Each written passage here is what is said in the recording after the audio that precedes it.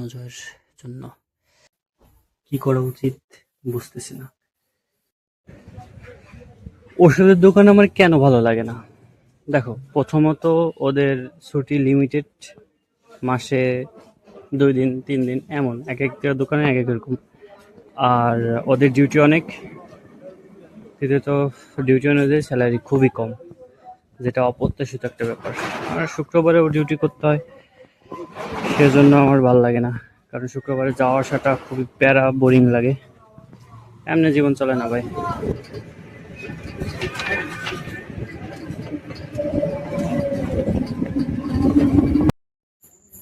9:30 বেশি বাজে, এখন আসলাম বাড়িতে।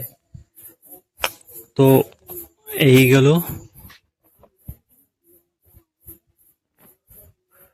শুক্রবারের কথা। শুক্রবার বাদে অন্যান্য দিন 12 থেকে 13 ঘন্টা ডিউটি করার পরে বাড়ি আসার পর তখন আর অন্য কোনো কিছু করতে ভালো লাগে না। তো যাই হোক, যেহেতু আজকে শুক্রবার, মা হচ্ছে কীর্তনে গেছে ঘর তালা দিয়ে।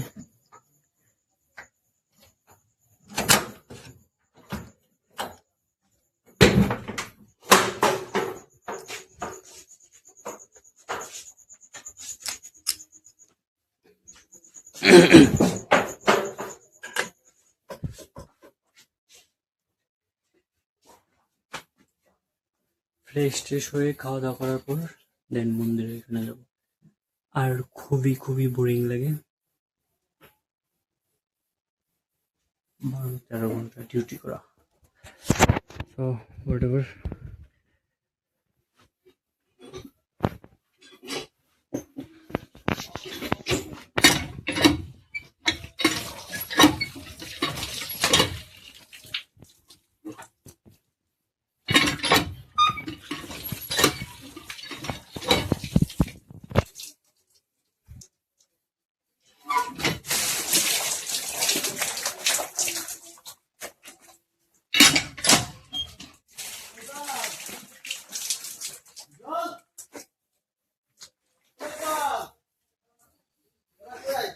সত্যি বলতে 12-13 ঘন্টা ডিউটি সোর্ট অফ লাইফে কোনো ফ্রিডম নাই।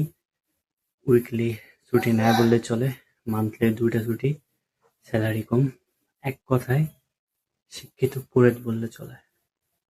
কি করা উচিত বুঝতেছি না। ফ্রেশ হলাম, হাত মুখ ধুলাম, এখন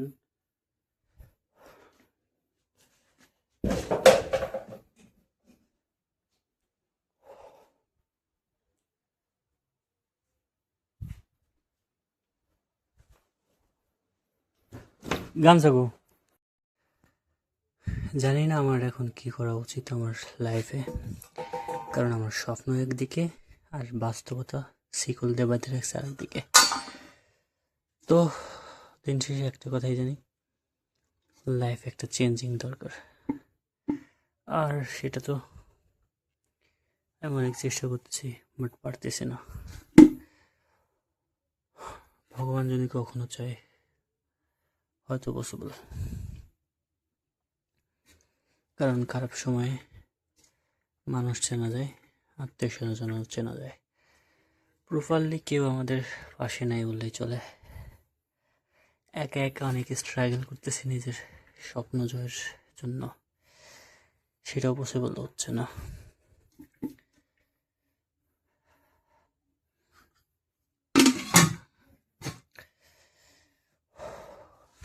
ওই যে বললাম,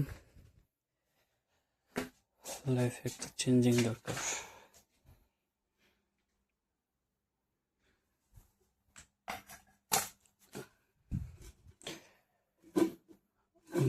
দুপুরে মাছ রান্না করেছিল মা,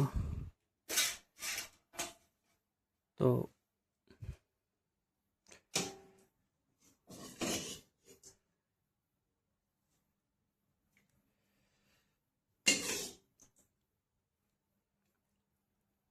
মা হচ্ছে কীর্তনে গেছে, এই জন্য আমি ভাত বাড়ি খাচ্ছি।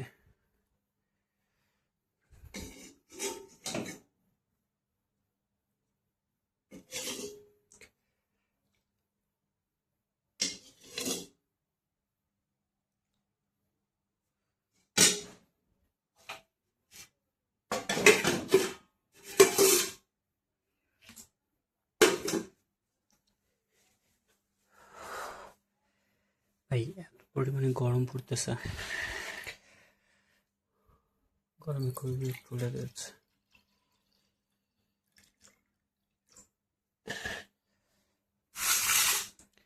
মাঝে মাঝে ব্লগ করাটাও খুবই কষ্টদায়ক মনে হয়, কারণ ওই যে রাত্রে এসে ভিডিও এডিট করতে খুব প্যারাদায়ক মনে হয়।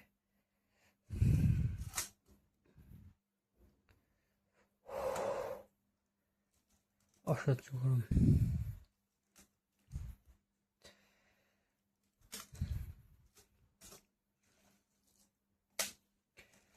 তো যাই হোক, খাওয়া দাওয়া শেষে কথা হচ্ছে। লাইফে সব কিছু থেকে পিছিয়ে গেছে, কোনো সফলতা নেই, কোনো কিছু নেই, অন দি আনসাকসেসফুল লাইফ।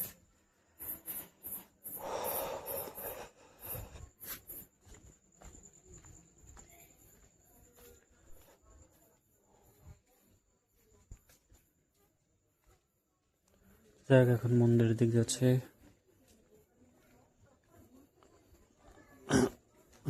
লাইফে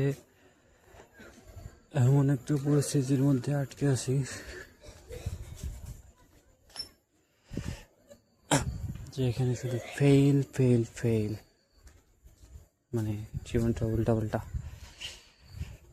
সো এমনি কি জীবন চলে?